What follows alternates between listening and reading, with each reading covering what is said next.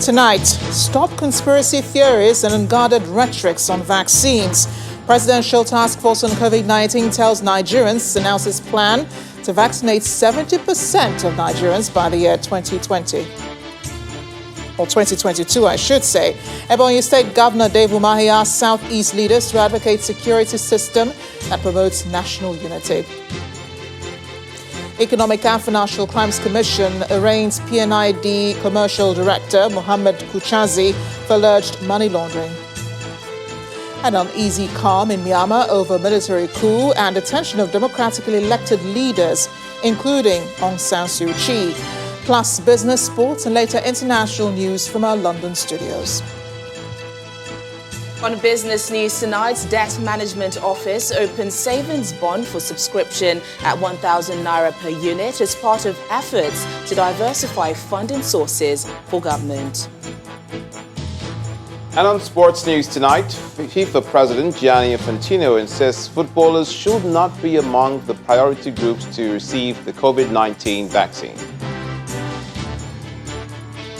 And from Abuja, Economic and Financial Crimes Commission, EFCC, set to arraign Senate Chief Whip and former Abia State Governor, Ojuzo Kalu, for a trial over fraud allegation.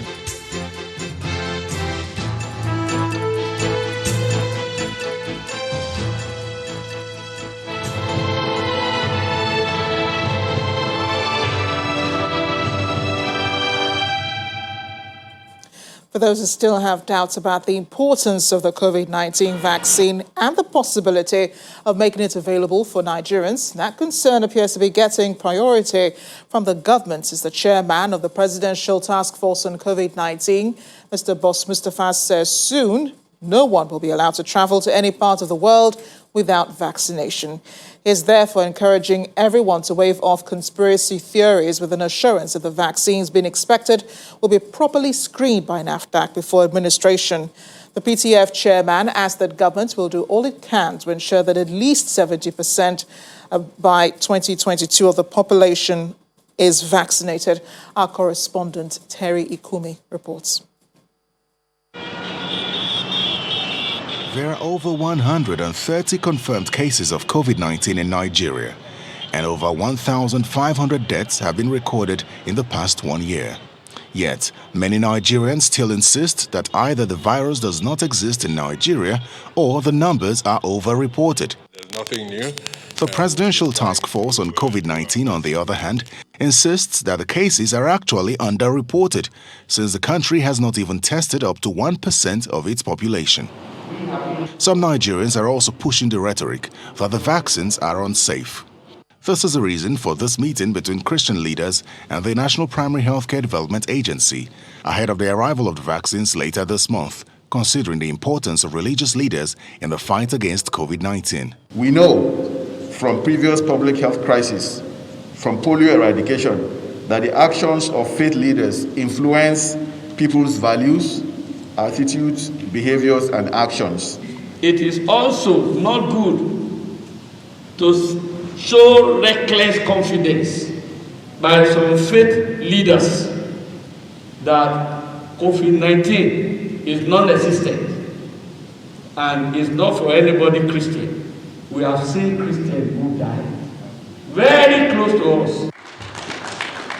Members of the PTF on COVID-19 addressed the conspiracy theories about the vaccines and the virus itself. I can tell you with every degree of confidence that the West and the other developed countries are just waiting to vaccinate their people. Once they are through with their own vaccination and they reach the level that can qualify them for herd immunity, they will not allow anybody coming to their country unless you carry a vaccination card. They don't need vaccines to kill us. We eat too much of what they produce. They can kill us through those things. There's hardly anything that is on your table that is not imported. We will do everything to ensure that vaccines are made available to every qualified Nigerian. And our intention is that in 2021, we will vaccinate at least 40% of the population.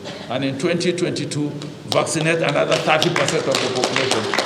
So that a combined effect of 70% of the vaccination would take us to the level of developing herd immunity. It may discriminate according to age and individual state of health. But COVID-19 does not discriminate according to tribe or religion or place of origin. As skepticism among Nigerians on the COVID-19 vaccine continues to rise, the government says it plans to keep up sensitizations like this among traditional rulers and religious leaders, whom the people largely respect and trust. Terry Ikumi, Channels Television News. Here in Lagos, the epicenter of the pandemic, compliance with the COVID-19 guidelines appears to be not satisfactory enough for the state government. The state governor, Babajide Sanwo-Olu, has therefore given a directive for the enforcement of the newly signed COVID-19 Safety Awareness Bill.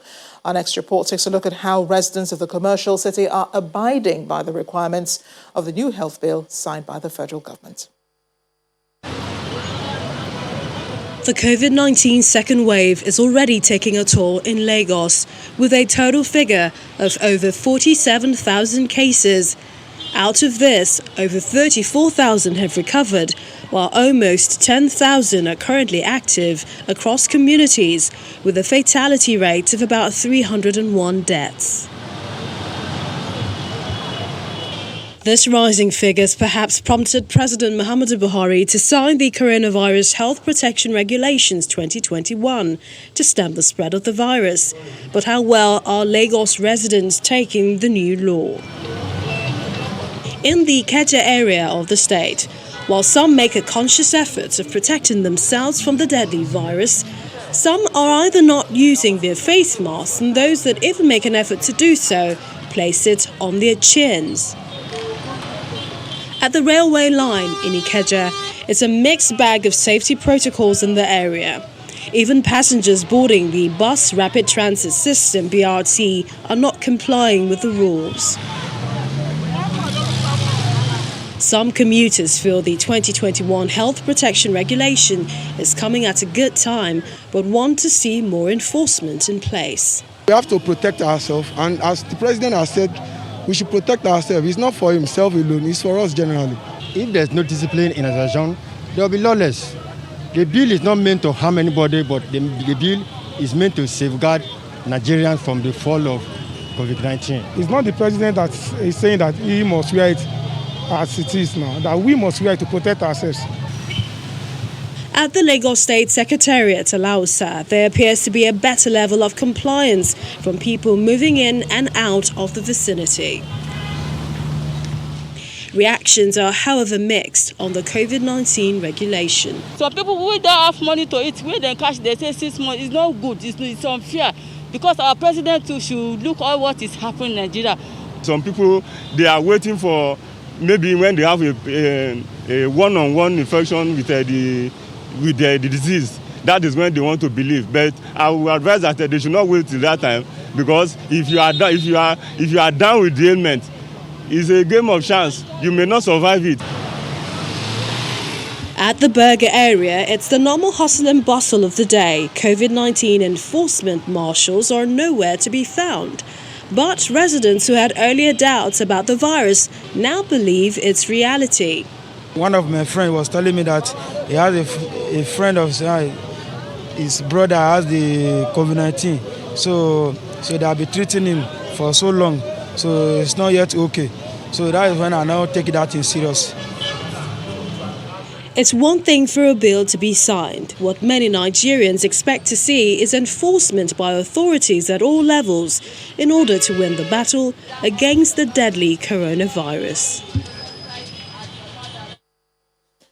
Meanwhile, the Inspector General of Police, Mohammed Adamu, has ordered the Assistant Inspectors General of Police in the 17 zonal commands and the constituent commissioners of police in the 36 states of the Federation and the Federal Capital Territory, Abuja, to carry out full enforcement of the coronavirus disease health protection regulations.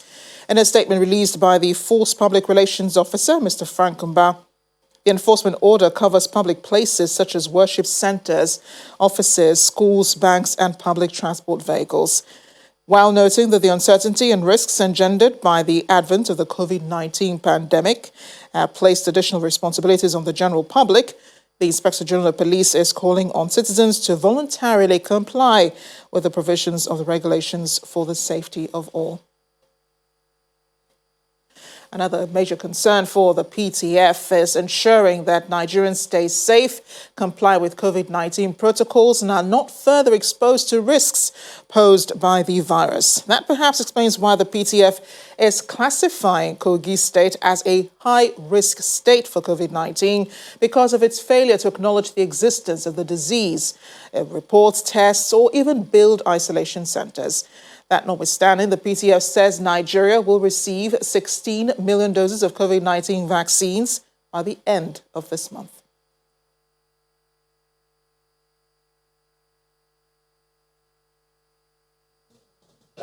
The Presidential Task Force is gearing up for the implementation of the COVID-19 vaccination program, and this briefing provides the opportunity to update Nigerians on the progress made so far.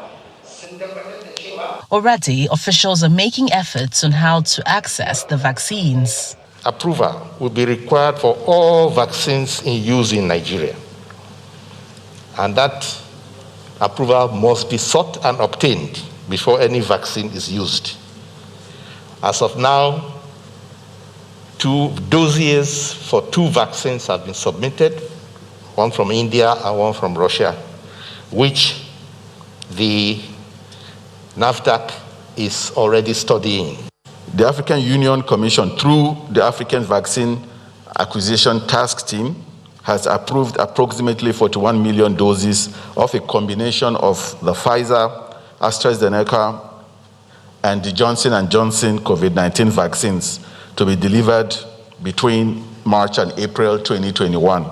Furthermore, the COVAX facility has informed us that they will be supplying Nigeria with approximately 16 million doses of the AstraZeneca vaccine this month. The briefing also provides an opportunity to highlight key provisions of the recently signed COVID-19 health protection regulations, which several states are already violating amidst reports of low testing or zero testing in some cases. Notable among the states that have not been reporting adequately include Yobe, Jigawa, Zamfara, and Kebbi State. And of course, Kogi State that has not been reporting at all. States that are not testing are probably at much more higher risk than the states that currently we know as high burden states. A state that is not testing at all is an absolute high risk. I wish to remind all Nigerians that enforcement of the new regulation will be taken seriously and urge full compliance. In the final analysis, let us remember that it is for the good of the individual and his or her loved ones. The federal government is also planning to hold talks with the United Arab Emirates and the Netherlands over the extra measures for those boarding their airlines. The Nigerian Civil Aviation Authority reveals that it may consider suspending flights from those countries if the requirements are not reviewed.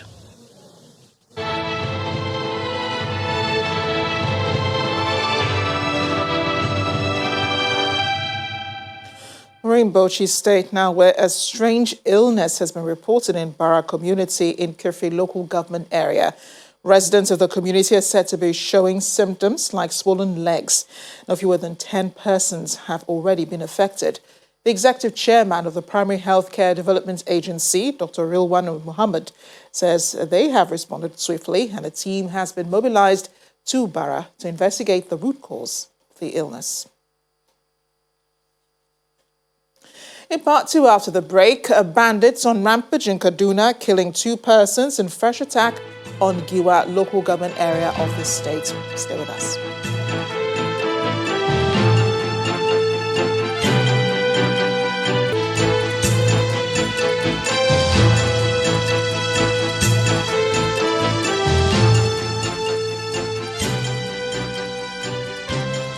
Welcome back. If it has joined us, you're watching the news at 10 live on Channels Television Lagos. A reminder of our top stories. Stop conspiracy theories and unguarded rhetorics on vaccines. Presidential Task Force on COVID-19 tells Nigerians, announces plan to vaccinate 70% of the populace by the year 2022. Ebonyi State Governor Dave Umahi asked Southeast leaders to advocate security system that promotes national unity.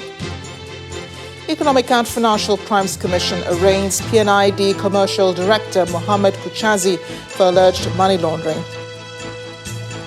An uneasy calm in Myanmar over a military coup and detention of democratically elected leaders, including Aung San Suu Kyi.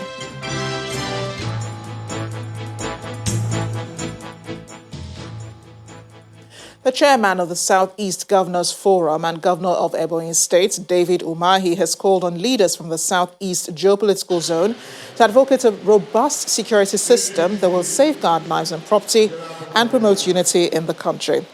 Governor Umahi made the comments at the inauguration as well as validation and reconciliation of the APC in Abakaliki, the state capital. He noted that governors of the Southeast zone have instituted a working relationship which has brought peace between farmers and herders in the region. The governors of Southeast have been calling on the leaders of the Southeast to speak out on the security of the zone and the unity of Nigeria. The governors of Southeast, and I want the press to go back and check, had banned not only open grazing, we had also banned the movement of cows by foot into Southeast. Security is not, political.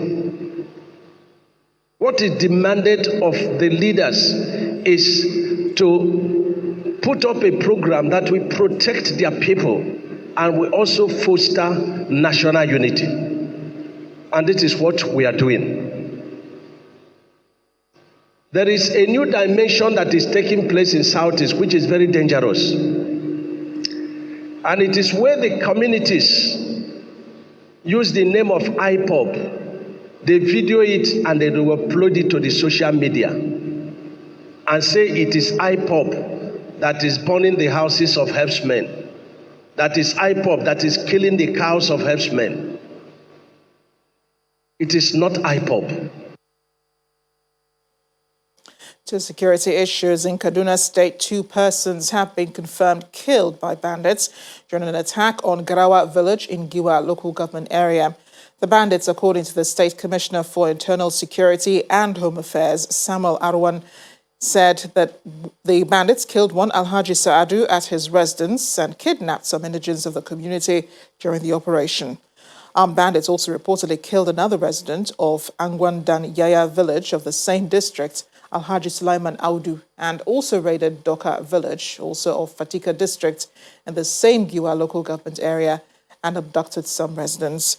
Meanwhile, the military says coups carried out air raid on some communities in Berningwari, Giwa, Igabi, and Chikun local government areas of Kaduna State. Let's get more news now from the nation's capital. Yes, Terry Ikumi. Hi, Terry. Hello, Amarachi, and welcome to the nation's capital. We begin with the courts now. The Economic and Financial Crimes Commission, EFCC, is expected to arraign a former governor of Abia State and chief whip of the Senate, Senator Juzo Kalu, before the Federal High Court in Abuja tomorrow.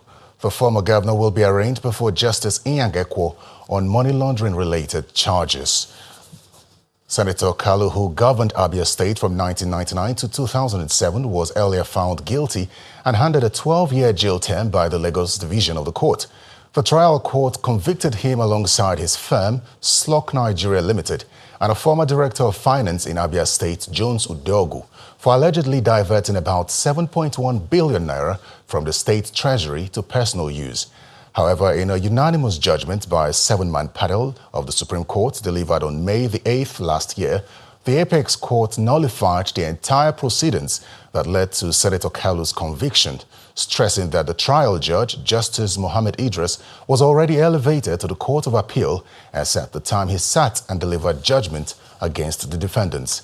The Apex Court ordered a retrial of the defendants. Meanwhile, the Commercial Director of Process and Industrial Development, P&ID, Mr. Mohammed Kuchazi, who was arraigned on an 8 counts of money laundering before Justice Folashade Giwa Ogumbanjo of the Federal High Court, Abuja, has pleaded not guilty to the charges. Mr. Kuchazi was arraigned alongside his company, Core Holdings Limited, on alleged money laundering-related charges. After pleading not guilty to the charges, Justice Giwa Ogumbanjo adjourned the matter to April the 27th and 28th for trial, while the hearing of his bail application is fixed for February the 4th. Mr. Kuchazi, who is the second defendant, is a Nigerian and a sole signatory of Core Holdings. There is growing frustration among some residents of the nation's capital city, Abuja, who are yet to be enrolled for the national identification number, as the crowd at registration centers is yet to abate. As the February 9 deadline for NIN-SIM integration draws nearer, the intending enrollees are calling for an extension to enable everyone register. This has become the daily ritual for most of these enrollees for the national identity number in the Federal Capital Territory. The uncontrollable crowd is indicative of the number of persons yet to be enrolled into the National Register. I've been here since 5 o'clock. Since around 5 o'clock, I've been here. I think this should be 9 something hotel. I don't know. So I've been here. I don't know whether I'm going to get the ID today. I don't know. And I'm driving somebody. I don't work on my own. I'm driving somebody. I just take permission today. So I don't know whether if I didn't get this today, I don't know what's going to happen next. I've attempted trying to do this NIM thing for like a week now. And when I come, just as you noticed, everywhere is crowded, no observance of COVID-19 protocol, and everywhere is just rowdy. And I've been here like 4 or 5 times, and the same thing. And then some other even centers that we work in are no longer working. Emeka Onora, as a businessman, was asked to come for the enrollment today, February 1st, but upon arrival at the headquarters of the National Identity Management Commission, he was asked to come to the FCT office and start the process all over again. I came back yesterday from travel. Then as I go to the office, they now say this thing they have given us have expired, that we should go to Area 3, that is the Federal Road Safety Commission office here. So as I came here, I just came here in the morning time, and I see that the crowd was too much. I don't even know where to start again, you see. So which means this number they are giving to me have expired, not just after 1 month.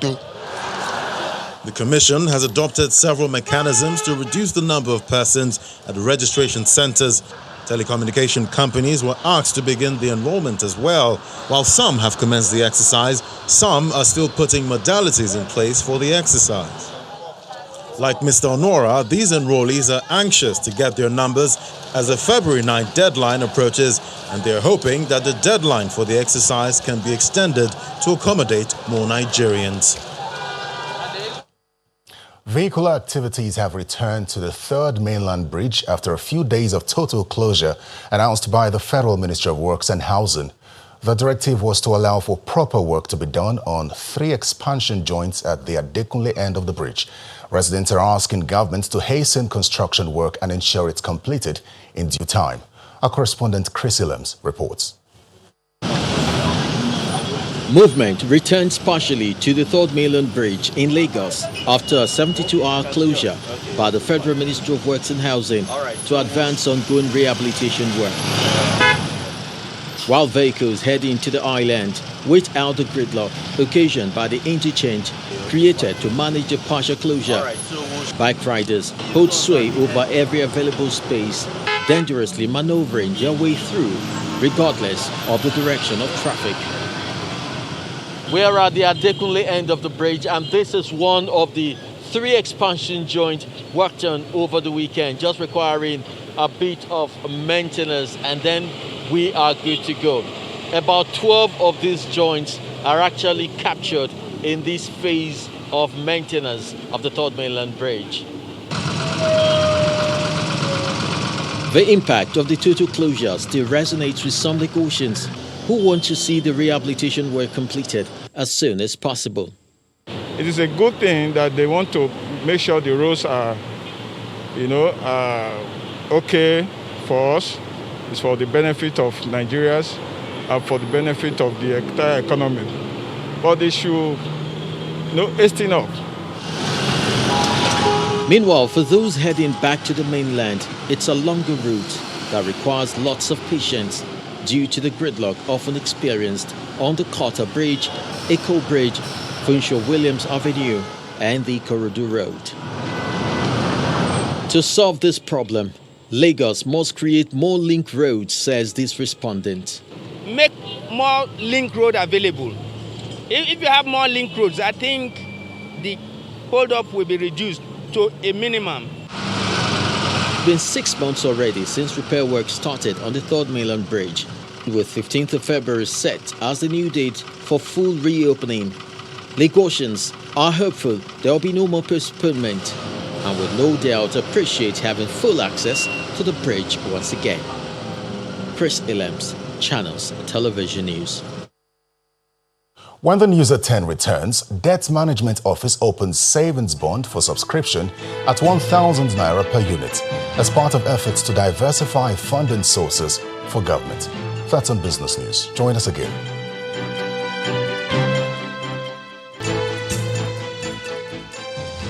Welcome back. The efforts to boost local gas production and supply in Nigeria today got some boost as Annual Gas Processing Company Limited signs a $260 million annual gas project financing with a consortium of 7 banks comprising 5 indigenous and 2 international. During the official signing ceremony at the Transcorp Hilton Hotel, Abuja, the chairman and managing director of AGPC said the project will not only scale up gas supply in the country, but will help to reduce emissions and create more job opportunities for citizens. The chairman of Annual Gas Processing Company Limited, AGPC, other top executives of the company and principal partners are here for the official signing of the $260 million annual gas project financing.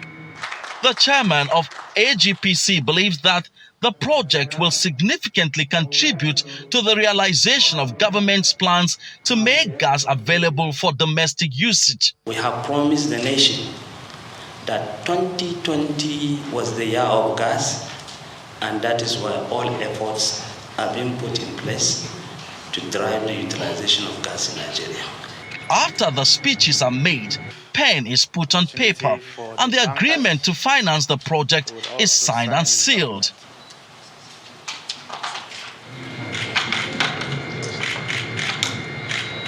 This ceremony is a culmination of a 50-50 efforts by Seplat Petroleum Development Company and Nigerian Gas Company NGC to raise the needed funding to complete the 300 million scarf annual gas plant. The $260 million for the project is provided by a consortium of 7 banks comprising 5 Nigerian and 2 international banks. Some of the officials here highlight the economic benefits of this project to the country. A number of people are working at the site, so a lot of job has already been created. The federal government has said they want to make gas an enabler for economic development, and this fits well into it. We want to be by far the most dominant privately, or we're listed in the business market, but a privately held company. But the critical thing is working with government. So it's a partnership. It's a partnership that we have in all of our assets with government, delivering that gas transition. With a $420 million equity already injected into the project by the NNPC and Seplat, all the critical partners in this project are optimistic that the project will be completed, and when fully operational, it will help boost electricity supply, support local employment, and provide cleaner energy for citizens. Muka, a leading manufacturer of mattresses and other bedding products, is giving out 54 brand new trucks to its business partners at this year's awards ceremony. At the event held in Lagos under strict COVID-19 protocols, the managing director of the company, Raymond Murphy, said the awardees remain a strategic part of the company's success. Rewarding loyalty in the midst of unusual times is what leading manufacturer of mattresses, pillows and other bedding products, Momoh, is doing at this event. 54 business partners of the brand gather in compliance to COVID-19 protocols to celebrate success. You've made me extremely proud through your immense contribution to our overall growth trajectory. Your unwavering commitment is evident in the sales and the distribution of the Momoh portfolio products that you achieve throughout every part of Nigeria. Growing sales figures in the COVID-19 pandemic times has been challenging but also very fruitful. We set out to achieve a particular target, but at the end of the promotion, we surpassed it by 25%. Even the expected growth that we marked for ourselves on the promotion was also exceeded by 244%. Even the ROI that we set to achieve, that is the return on investment for the promo of 76%, we ended up achieving 203% return on investment. It's time to distribute 54 trucks in order of performance. Elated trade partners from across the country's different geopolitical zones are amazed at the rewards value. The trucks will take care of so many challenges we face, from taking goods from the factory down to the shops or warehouses. And then the smaller trucks will also help us move goods from our shops to customers. So it will make the business a lot easier for us to run. I feel so fulfilled, so excited, and I'm happy. But the pandemic, people were indoor, they know the problem of their mattresses, so they buy more. Momoh's portfolio includes well-being orthopedic mattresses, clinic hospital mattress, and a variety of pillows to help Nigerians sleep well and wake up refreshed. It's time for business news. Here's Teniola Shobowale.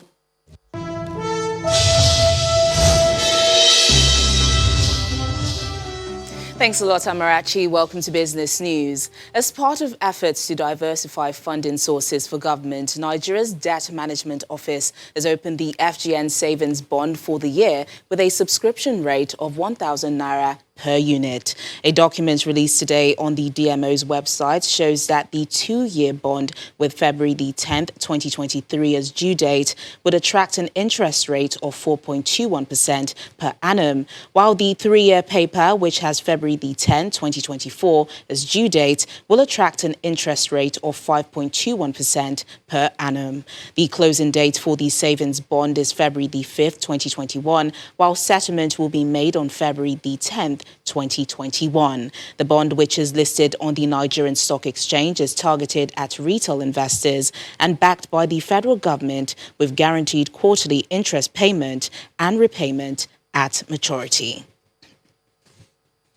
The deadline for the filing of employers' annual tax returns has been extended by the Lagos Internal Revenue Service till February the 14th, 2021. According to a statement by LIRS, the 2-week extension is in view of the challenges being experienced by businesses due to the effects of the COVID-19 pandemic. The revenue-generating agency had instructed all employers of labor in the state to file their company's annual tax returns on or before January the 31st, 2021, to avoid penalties for non-compliance. It urges employers who face difficulties in filing company annual tax returns to seek assistance with specially designated staff at its tax stations. The bullish sentiment, which dominated 5 trading sessions at the stock market last week, came to a halt today as investors begin the new month with some profit taking. Well, let's get the details from Laddie Williams.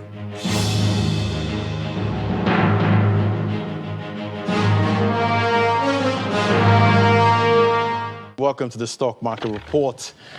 The bear you see here is as a result of profit taken from some of the stocks that gained last week, particularly on the consumer sector, the likes of Nestle and Flour Mill, and does not necessarily represent a bear market. Overall, there was bargain hunting at the market. Look at the activity chart. Over 586 million shares valued at about 6 billion naira in 7,601 deals were traded. Market breadth was positive, 33 gainers against 23 losers. We saw the bull struggle with the bear, but when the closing gong sounded, the bear took the upper hand, pushing the all-share index down by 0.13%. We can't say that investors are being cautious, as a lot of them are neither eager to sell or buy. But when you look at the overall market sentiment, potential for upside is still there. So far, the unaudited results have been released and showing some positive signs. There's also the fact that the low-yield environment in the fixed income market will continue to drive investor appetite towards equities. And don't forget, the MPC of last week provided some clarity for investors. So it's still looking good for the equities market for now. Let's just keep our fingers crossed and follow the dynamics. And that's business news tonight. It's back to you, Amarachi. Thanks a lot, Teniola. Veteran journalist and former Minister of Information and Culture, Prince Tony Momoh, has died. He was aged 81. Prince Momoh was Minister of Information and Culture between 1986 to 1990 during the military regime of General Ibrahim Babangida. Among those who've been sending tribute to the family is the president, who said Prince Momoh stood with him through thick and thin. The president also said Prince Momoh's brand of loyalty is very rare in politics today, and he will greatly miss him. In his words, I commiserate with the media industry on the loss of a veteran who put in a lot to raise the bar of the profession in various ways as editor, manager, administrator, president, and trustee of the Guild of Editors, urging them to sustain his legacies. Our thoughts and prayers are with the family at this time. Still ahead on the news at 10, uneasy calm in Myanmar over military coup and detention of democratically elected leaders, including Aung San Suu Kyi, and more from our London studio and around the world in 5. Stay with us.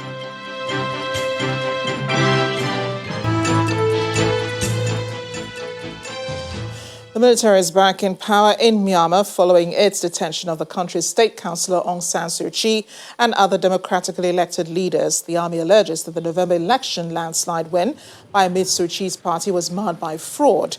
Here's Simon Pusey with more international news in Around the World in 5.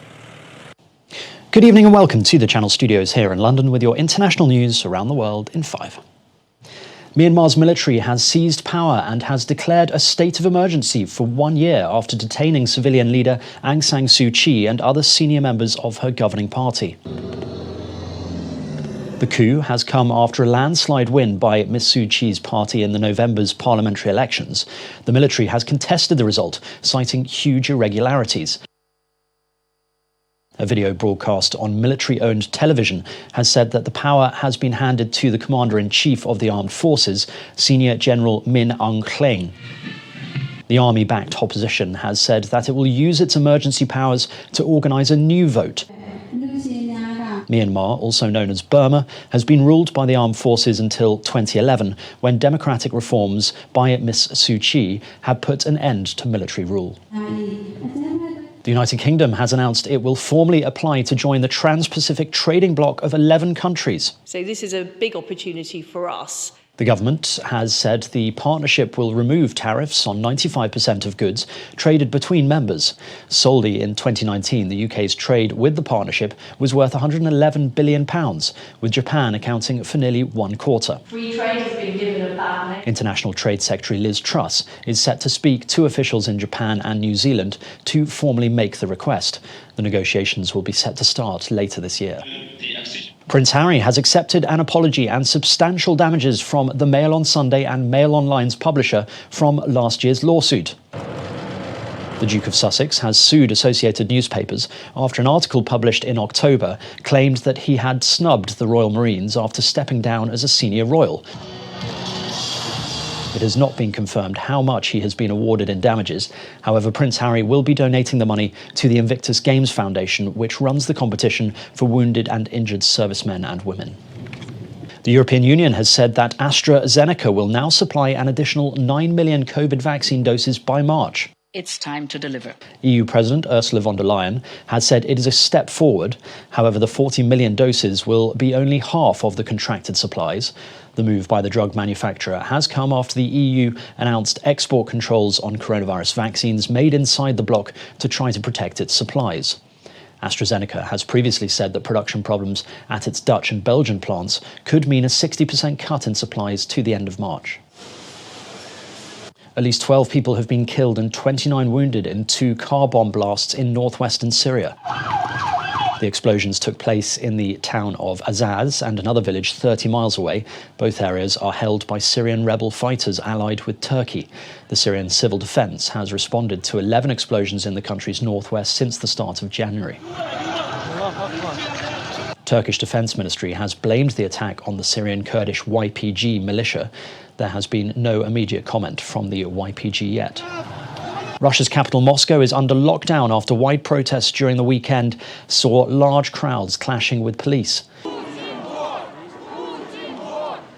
Russian police has imposed a sweeping security lockdown in a massive show of force, sealing off streets and walkways near the Kremlin, closing metro stations and deploying hundreds of riot police. After over 5,000 protesters demanding the release of jailed government critic Alexei Navalny had been detained over the weekend. Protesters chanting "Putin is a killer" and "Navalny is a hero" braved negative degree temperatures and snowfall while marching towards the prison where Navalny is detained in northern Moscow.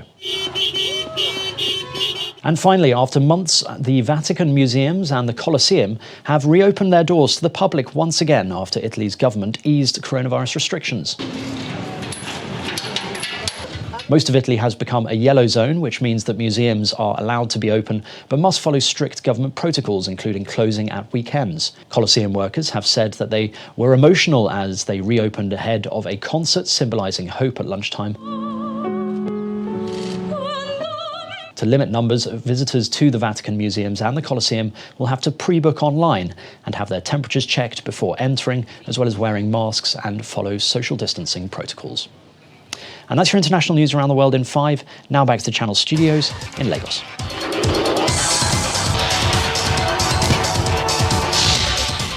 Thank you, Simon. Hello and welcome to Sports News. FIFA President Gianni Infantino believes footballers should not be considered amongst the priority groups for receiving the COVID-19 vaccine. Some countries have begun vaccinating athletes or plan to inoculate them ahead of the Olympic Games, due to be held in Tokyo from July 23rd, drawing criticism. And President of the Confederation of African Football, Ahmad Ahmad, has resumed duty after having a 5-year FIFA ban temporarily frozen by sport's highest court while he appeals. He was suspended for 5 years by the World Football Governing Body in November after being accused of abuse of office, mishandling of funds, and trading gifts. And staying with football, Manchester United manager Ole Gunnar Solskjaer has repeated calls for social media platforms to tackle racist abuse after Marcus Rashford became the latest player to be targeted. Chelsea defender Reece James, West Brom's Romain Sawyer, and Anthony Martial have all suffered online racist abuse over the past week. Arsenal, meanwhile, could welcome captain Pierre-Emerick Aubameyang for the trip to Wolverhampton Wanderers tomorrow in the English Premier League. Aubameyang has missed 3 games due to personal issues. That's where we leave it on Sports News. I'm Archie, back to you.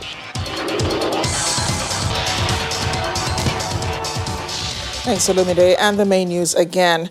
The Presidential Task Force on COVID-19 today asked Nigerians to stop conspiracy theories and unguarded rhetorics on COVID-19 vaccines.